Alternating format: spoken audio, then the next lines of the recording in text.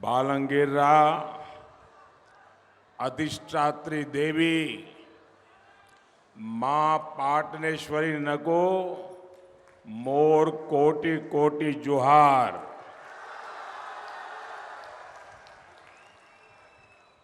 मां समलेश्वरी, मां सुरेश्वरी और मां लंकेश्वरी के चरणों में कोटि कोटि प्रणाम। इतनी विशाल संख्या में यहां आप आए हैं, विशेष रूप से माताएं बहनें आई हैं। ये देख करके और जहां जहां मैं उड़ीसा में गया हूं, मैं साफ कह सकता हूं कि उड़ीसा में बीजेडी सरकार की विदाई का काउंटडाउन शुरू हो चुका है।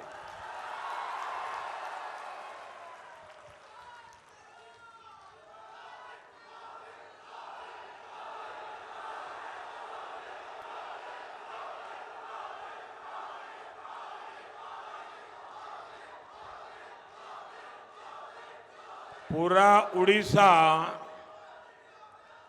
एक सुर में कह रहा है, उड़ीसा रे प्रथम तर है डबल इंजन सरकार।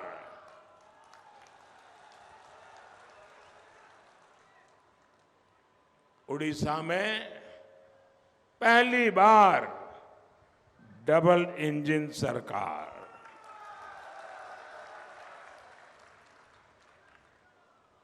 भाइयों और बहनों, आप मुझे एक बात बताइए, ये उड़ीसा मोदी प्रधानमंत्री बना उसके बाद उड़ीसा का जन्म हुआ क्या? मेरा सवाल समझे आप? ये मोदी का बाद उड़ीसा आया क्या? पहले था कि नहीं है? हजारों साल से था कि नहीं? ओडिया भूमि, ओडिया संस्कृति हजारों साल पुरानी है कि नहीं है? लेकिन कांग्रेस ने सिर्फ यहां की गरीबी की तस्वीरें ही दुनिया को दिखाई। बीजेडी वालों ने भी न तो गरीबी दूर करने के लिए कुछ किया और न ही कांग्रेस के प्रयासों को रोकने की हिम्मत दिखाई।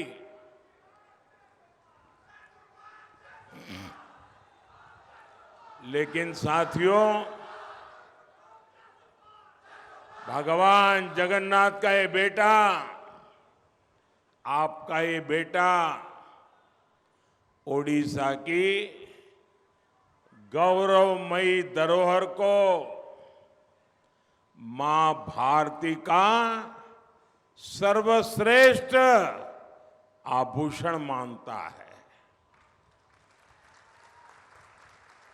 साल 2022 में हमने बलांगीर के ही नरसिंह प्रसाद गुरु जी को पद्म सम्मान दिया। आप देखिए, इस वर्ष भी 4 ओडिया कलाकार विनोद कुमार पसायत जी, भागवत प्रधान जी, गोपीनाथ जी स्वयं जी और विनोद महाराणा जी, इनको पद्म पुरस्कार दिया गया है क्योंकि इन्होंने ओडिया कला संस्कृति की सेवा की है। जब दिल्ली में G20 सम्मेलन हुआ, पूरी दुनिया के बड़े बड़े नेता आए, तो मैंने वहां कोणार्क सूर्य मंदिर के चक्र के सामने खड़े रहकर उनकी तस्वीर खिंचवाई। और आज दुनिया के ये बड़े बड़े नेताओं के घर में ये कोणार्क के सूर्य चक्र वाली तस्वीर है, पूरी दुनिया में है। ये हमारी सरकार है जिसने ओडिया वीरता के प्रतीक पाइका संग्राम के मेमोरियल को स्वीकृति दी। हमारी सरकार ने पाइका संग्राम के सम्मान में एक सिक्का और डाक टिकट भी जारी किया। और सबसे बड़ी बात, ये भाजपा की सरकार है जिसने पहली बार एक आदिवासी बेटी को देश का राष्ट्रपति बनाया।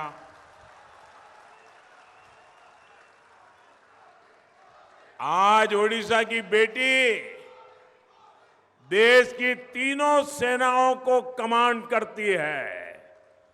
आज ओडिशा की बेटी राष्ट्र का गौरव है।